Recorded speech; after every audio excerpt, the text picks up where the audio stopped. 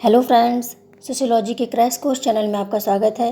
ये एक crash course channel है जिसमें यूजीसी नेट और असिस्टेंट प्रोफेसर एग्ज़ाम के पूरे कोर्स को कवर किया जाएगा। आज मैं एक ऐसा टॉपिक लाई हूँ जिससे बहुत से बच्चे परेशान रहते हैं। उनको लगता है कि हम क्या पढ़ें क्या नहीं पढ़ें, नेट का पेपर बिल्कुल सामने आ गया है और हमको समझ में नहीं आ रहा है कि शुरुआत कहाँ से करें। जो लोग पहली बार दे रहे हैं, तो अक्सर बच्चों को ऐसा लगता है जब पहली बार जो लोग देते हैं, पहली दूसरी बार, कि नेट बहुत बड़ी चीज़ है और हम वहाँ तक पहुँच नहीं पाएंगे। ये वास्तव में ये तो बहुत आगे की ऊंची चीज़ है, हम तो इसको नहीं ले पाएंगे। ठीक है, तो ऐसा सबके मन में आता है। ऐसा नहीं कि आप कोई स्पेशल नहीं इसलिए मन में आ रहा है, सबके मन में आता है ऐसा। ठीक है, मेरे मन में भी आता था जब मैं बीएड करती थी और मैं सोचती थी कि मैं नेट के लिए एग्ज़ाम की तैयारी करूँगी। तो मुझे लगता था कि पता नहीं हो पाएगा कि नहीं, चलो बीएड करके टेट कर लेते हैं, उसके बाद फिर शुरू करते हैं नेट की तैयारी करना। ये सारी चीज़ें मन में आती थी और लगता था नेट जेआरएफ तो बहुत बड़ी चीज़ है, ये हमारे बस की बात नहीं है। तो ये सबके साथ होता है। ठीक है, शुरू शुरू में नेट बहुत दूसरे ग्रह का आया हुआ चीज़ लगता है, लेकिन वास्तव में ऐसा होता नहीं है। यदि आपने एक बार नेट क्वालिफाई कर लिया तो आपके बार बार होने लगेंगे नेट क्वालिफाई। ठीक है, क्योंकि आपके पास उतनी स्टडी और उतना आइडिया आ जाएगा कि कैसे क्वेश्चंस को करना है। तो सबसे पहले मैं ये बता दूं कि नेट को क्वालिफाई करने में फ़र्स्ट पेपर भी काफ़ी इंपॉर्टेंट रोल अदा करता है। तो उसके लिए एक मदान जी की बुक है। ठीक है, आप उसको ले लीजिएगा फर्स्ट पेपर के लिए, और बिल्कुल परफेक्ट है वो। यदि आपने उस बुक को पूरी अच्छी तरह से पढ़ा है, एक एक पॉइंट अच्छे से उसको तैयार कर लिया, तो उसमें से 40 क्वेश्चंस तो आपके होने ही होने हैं, इसको कोई नहीं रोक सकता। लेकिन उसमें जितनी प्रैक्टिस दी है, सारे के सारे प्रैक्टिस आपको करने हैं और सारे क्वेश्चंस तैयार करने हैं। पूरा उसको अच्छे से समझना है, केवल रटना नहीं, समझना है। क्योंकि वहाँ पे वर्ड चेंज होने वाले हैं, वहाँ पे वही वर्ड नहीं मिलने वाले, वही क्वेश्चन नहीं मिलने वाला है। आपको वहाँ से केवल थीम लेनी है, उसके बाद वर्ड चेंज हो जाएगा। तो नेट के सिलेबस के अकॉर्डिंग कैसे कैसे हम चलेंगे, क्या प्लानिंग है, मैं आपको बता देती हूँ। ठीक है, तो अभी तक इस यूनिट फर्स्ट में से हमने क्या क्या पढ़ा है, दुर्खीम को पढ़ा है और कार्ल मार्क्स को पढ़ा है। बाकी मैक्स वेबर है, वो एक दिन में उनका फिनिश हो जाएगा। तो फ्रेंड्स, मैं अभी जो बीच बीच से चैप्टर ले रही हूँ, कोई इसमें नियोजन नहीं है, मैं कोई भी टॉपिक लेकर पढ़ा देती हूँ। तो इसका कारण ये है कि इस समय बुक्स नहीं मिल पा रही हैं। मैंने जो चिन्हित किया है 10-12 बुक्स को, कि मैं इस सारे बुक्स को पढ़ूंगी, उसके बाद उससे नोट्स बनाऊंगी और भी जो टॉपिक्स है उसको डालूंगी, रोज़ इस पर स्टडी होगी। तो इस पर मैंने सोचा जो, तो अभी लॉकडाउन के कारण बुक्स नहीं मिल पा रहे हैं। कुछ बुक्स को मैंने ऑनलाइन ऑर्डर भी किया हुआ है, इस कारण मैं बीच बीच से वीडियोस बना रही हूँ जिस पे टॉपिक अवेलेबल है मेरे पास पहले से, उस पर। ठीक है, तो और भी चीज़ें जो आनी है उससे लेकर मैं और भी चीज़ें बनाऊँगी, टॉपिक्स। ठीक है, तो इससे अभी मैंने इसमें एक और शायद मैंने पढ़ाया था एडवर्ड शेड को। ठीक है, उनको भी पढ़ाया हुआ था। हाँ, यहाँ पे एडवर्ड शेड को पढ़ाया था। बाकी और भी जो चैप्टर्स है, ये ज़्यादा बहुत बड़े नहीं हैं, एक एक दिन में एक एक राइटर पूरे पूरे ख़त्म हो जाएंगे। और मैं जो वीडियो बनाती हूँ, आपने ध्यान से देखा होगा, किसी भी वीडियो को उठाकर देख लीजिए, ये वीडियो नहीं है, ये एक पूरी पूरी क्लास होती है। यानी मैंने यदि अपवर्जन पढ़ाया है, ठीक है, अपवर्जन पढ़ाया है, तो इसका मतलब है कि मैंने अपवर्जन से रिलेटेड चीज़ें वहाँ पर दी हैं, जितनी भी चीज़ें होती हैं, जितनी एग्ज़ाम में आ सकती हैं। ठीक है, इसको आप एक वीडियो मत मानिए कि अरे सारे के सारे को क्लासेस तो चल ही रहे हैं, इसमें ये भी एक, ऐसा मत सोचिए। ये एक क्लास है, ऑनलाइन क्लास है, ये समझ के इसको पढ़िए। मेरे सारे के सारे वीडियोस बहुत ही हेल्पफुल हैं आपके एग्ज़ाम के लिए। और फिर एक प्रश्न ये भी उठता है कि क्या अरिहंत की जो बुक है वो पर्याप्त है कि नहीं इस एग्ज़ाम के लिए। तो मैं ये कहना चाहूँगी कि अरिहंत से आपको 40% क्वेश्चंस मिल सकते हैं। ठीक है, 40% क्वेश्चंस आपके अरिहंत से आएंगे, उससे बाहर नहीं आएगा। या आप किसी भी एग्ज़ाम को उठाकर देख लीजिए। ठीक है, क्योंकि वहाँ पे जो पेपर सेट करने वाले होते हैं वो लोग बहुत ही ज़्यादा ब्रिलियंट होते हैं, और जब वो पेपर बनाते हैं तो इस तरह से नहीं बनाते कि किसी भी पत्रिका से उठाकर हमने, या फिर अरिहंत से, या फिर उपकार से, या फिर इस तरह से किसी और बुक से उठाकर हमने दे दिया, ऐसा नहीं होता। ठीक है, तो अरिहंत से 40% क्वेश्चन आएंगे, तो आप उसको पढ़ते रहिए। ऐसा नहीं कि अरिहंत को हमको नहीं पढ़ना है, उसको भी पढ़िए। और 2 पत्रिकाएँ मैं आपको बता दे रही हूँ, एक है रुक्मणी पत्रिका और एक है कुरुक्षेत्र। ये 2 पत्रिकाएँ कब की पढ़नी है, जैसे मान लीजिए इस बार का नेट हो गया, ठीक है, नेट हो गया, उसके बीच में पूरा 6 मंथ का गैप होगा, तभी अगला पेपर होगा ना। तो उस 6 मंथ के गैप में जितने भी ये पत्रिकाएं आती हैं, योजना और योजना नहीं, कुरुक्षेत्र और रुक्मणी, ये दोनों पत्रिकाएं जो हैं इनको लेना है, इस बीच में जितनी भी आती है उसको अच्छे से पढ़ना है। और आपको एक्स्ट्रा कुछ नहीं पढ़ना है। मेरे वीडियोस आप देखिए, ये क्लास है पूरी पूरी, और मैं चाहती तो इसको किसी कोचिंग को खोलकर उसमें सबको बताती, तो उसमें बहुत अच्छा पैसा भी मुझे मिलता है। लेकिन मुझे पैसे नहीं चाहिए, मुझे लोगों की मदद करनी है। मैंने ये सोच के ये वीडियो शुरू किया है, ठीक है। अब जिसको पसंद आए ना पसंद आए, लेकिन मेरा मोटिव यही है कि मैं लोगों की मदद करना चाहती हूँ, उन बच्चों की मदद करना चाहती हूँ जो वास्तव में बहुत परेशान है नेट को क्वालिफाई करने के लिए, ठीक है। यूनिट 1 में कुछ और थिंकर्स हैं, ये भी ख़त्म हो जाएगा। फिर यूनिट 2 है शोध प्रविधियाँ, ये मैं सबसे लास्ट में आपको पढ़ाऊँगी जब पूरा कोर्स ख़त्म हो जाएगा तो। और ये जो है शोध प्रविधियाँ, ये इसलिए सबसे लास्ट में पढ़ाऊँगी क्योंकि जो आपका नेट का फर्स्ट पेपर होता है, तो इसमें यदि आप मदान की बुक पढ़ते हैं या फिर कुछ और भी पढ़ते हैं, मदान की बुक सबसे सर्वश्रेष्ठ है फर्स्ट पेपर के लिए।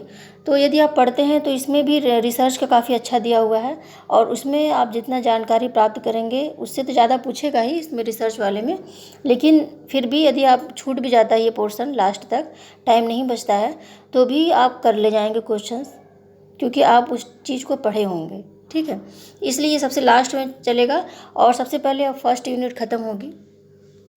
यूनिट 3 में भी कुछ चैप्टर्स ख़त्म हो चुके हैं, जैसे पर्सनहुड ख़त्म हो गया है, एजेंसी ख़त्म हो गया है, हैबिट्स ख़त्म हो गया है, अधिकारी तंत्र, सत्ता, प्राधिकार ख़त्म हो गया है। इसके अलावा लैंगिकता, लिंग और दिव्यांगता, ये सारी चीज़ें ख़त्म हो चुकी हैं, ठीक है।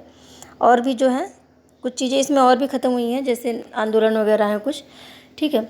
तो ये भी धीरे धीरे यूनिट 3 में अभी काफ़ी चीज़ें बची हुई हैं, तो ये भी ख़त्म हो जाएगा। यूनिट 4 में भी गंदी बस्तियां ख़त्म हो चुकी हैं, नगरीय आंदोलन, हिंसा, ये सब ख़त्म हो गया है।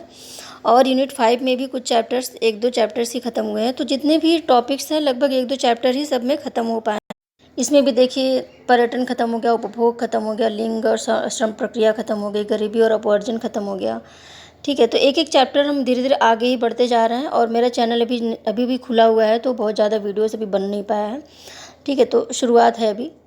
फिर और भी चीज़ें हैं, यूनिट 7 में है कुछ चीज़ें ख़त्म हुई हैं, वन नीतियाँ वगैरह हैं। और फिर यूनिट 8 है, इसमें अभी ज़्यादा कुछ हो नहीं पाया है। फिर है यूनिट 9 और यूनिट 10, इसमें मैंने अभी ज़्यादा कुछ नहीं पढ़ाया है, शायद कुछ भी नहीं पढ़ाया है, लेकिन ये यूनिट भी ख़त्म होगा, ऐसी बात नहीं कि ये नहीं ख़त्म होगा। तो जैसे ही मैं शुरू करती हूँ यूनिट 1 से लेकर बाकी लास्ट यूनिट 10 तक जितने भी टॉपिक वाइज चीज़ें होंगी, मैं उसको वीडियोज़ बना दूँगी। तो एक चीज़ मैं आपको बता देती हूँ कि यदि आप केवल मेरे वीडियोस देखते हैं और बाकी यूनिट फर्स्ट के लिए जो मैंने बुक बताई उसको पढ़ते हैं, पत्रिका पढ़ते हैं, और एक राम आहूजा की बुक है उसको भी आप लिख लीजिए, उसको भी पढ़िए।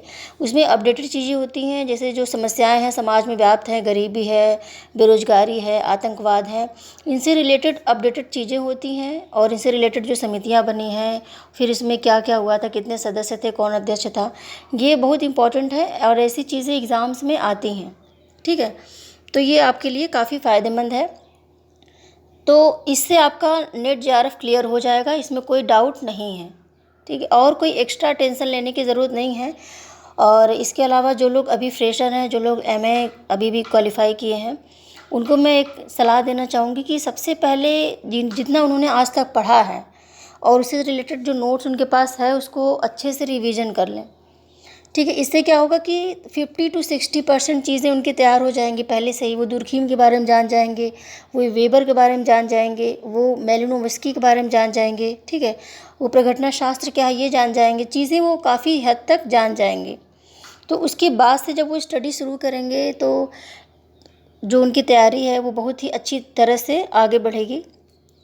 और जो लोग पहले से एमए कर चुके हैं, अब सोच रहे हैं कि अब क्या पढ़ा जाए क्या नहीं पढ़ा जाए, उनको मैं बता दूं कि मेरे वीडियोस जो है वो बहुत ही हेल्पफुल हैं। यदि आपके पास अरिहंत है तो अरिहंत भी पढ़िए और वीडियोस भी देखिए, और इसके अलावा जो मैंने पत्रिकाएं बताई हैं, बुक्स बताई हैं, इसको पढ़ते रहिए और अच्छे से इसको कंठस्थ कीजिए। ऐसा नहीं कि बिल्कुल ऐसे देखते चले जाएं, उसको आपके दिमाग में होना चाहिए, आपको रटना भी है और समझना भी है, तब आप इसको अच्छे से क्वालिफाई कर पाएंगे, ठीक है। और एक चीज़ मैं बता दूं कि नेट है तो इसके लिए ये नहीं कि आप 1 महीने पहले 1-2 घंटे पढ़ रहे हैं, फिर आप फेसबुक पे जुट गए, फिर आप ट्विटर पे जुट गए, उसके बाद आपका नेट भी हो जाए, तो ऐसा नहीं होता है। हर चीज़ को क्वालिफाई करने के लिए मेहनत की ज़रूरत पड़ती है। ठीक है, मेहनत का मतलब है कि आप उस समय और कुछ नहीं सोचेंगे। आप उस समय ये नहीं सोचेंगे कि आईपीएल में कौन जीतेगा कौन नहीं जीतेगा। आप ये उस समय ये नहीं सोचेंगे कि किसका मैसेज आना है किसका नहीं आना है। हो सके तो आप बिल्कुल मोबाइल से तो बिल्कुल दूर हो जाइए। ठीक है, जितने समय आप तैयारी के लिए निकालते हैं उतने समय के लिए आप मोबाइल से दूर हो जाइए। और 1-2 महीने के लिए यदि आप सोच रहे हैं कि 1-2 महीने हम पढ़ लें और 1-2 घंटे और हमारा नेट क्लियर हो जाए, तो ये तो बहुत ही मुश्किल लग रहा है मुझे। क्योंकि 1-2 घंटे में तो कुछ भी, कोई भी छोटी से छोटी परीक्षा नहीं निकल सकती। आपका टेट नहीं निकल सकता, बिल्कुल छोटी परीक्षा है, देखिए वो भी निकल सकता। ठीक है, तो आपको अगर नेट क्वालिफाई करनी है तो 7 से 8 घंटे की पढ़ाई करनी है और जम के करनी है। उस समय आपके पास मैसेज नहीं आना चाहिए। उस समय आपको ये नहीं हर 10 मिनट में कहना है कि मुझे गर्मी लग रही है, जाकर स्विच ऑन करना है, फिर ये करना है, फिर बालकनी में खड़े होना है। उस समय आप बिल्कुल किताबों में डूब जाइए। 6 से 7 घंटे किताबों में बिल्कुल डूब जाइए और तब आपका नेट क्लियर होगा। ठीक है, जेआरएफ आपका क्लियर होगा। आप कुछ और नहीं सोचेंगे। हो सके तो मोबाइल को भी बंद कर दीजिए। यदि कुछ स्टडी करनी हो मोबाइल से तो ही आप मोबाइल को यूज़ कीजिए, और नहीं तो उसको रख दीजिए। मोबाइल एक बहुत बड़ा डिस्ट्रैक्शन है।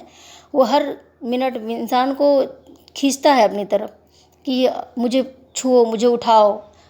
ठीक है, तो ये जो है एक बहुत बड़ा डिस्ट्रैक्शन है, हमारी सफलता से हमको रोकता है। और हमको अपने माइंड का प्रयोग करते हुए इस समस्या से दूर होना है। ठीक है, तो एक और समस्या है कि इसमें करंट अफेयर्स आता है। बहुत से बच्चे पूछते हैं कि मैम इसमें करंट अफेयर्स आता है, बताइए उसकी तैयारी कैसे करें। तो मैं उनको बता दूं कि इसमें करंट अफेयर्स बिल्कुल भी नहीं आता। ये क्या आता है, जैसे ये टॉपिक्स हो गए, कौन कौन से शिक्षा औपचारिक अनौपचारिक हो गया, फिर बदलती भौतिक संस्कृति हो गई, फिर आचार शास्त्र नैतिकता हो गया। इन सब से रिलेटेड चीज़ें जो अपडेटेड चीज़ें हैं, मान लीजिए इन सब से रिलेटेड अभी ये क्या हो गया, तीर्थ यात्रा धार्मिक पर्यटन, ये हमारा चैप्टर है। और इसमें ये पूछ दिया कि यूनेस्को ने अभी किस को विश्व धरोहर सूची में शामिल किया है। तो हमको लगेगा अरे ये तो बिल्कुल अपडेटेड न्यू वर्जन पूछ दिया है और बिल्कुल ये तो करंट अफेयर्स है। लेकिन ये है हमारे टॉपिक से रिलेटेड। ये लोग करंट अफेयर्स पूछ ही नहीं सकते, ये हमारे टॉपिक से रिलेटेड ही चीज़ें पूछ सकते हैं, क्योंकि सिलेबस के बाहर चीज़ें नहीं आती।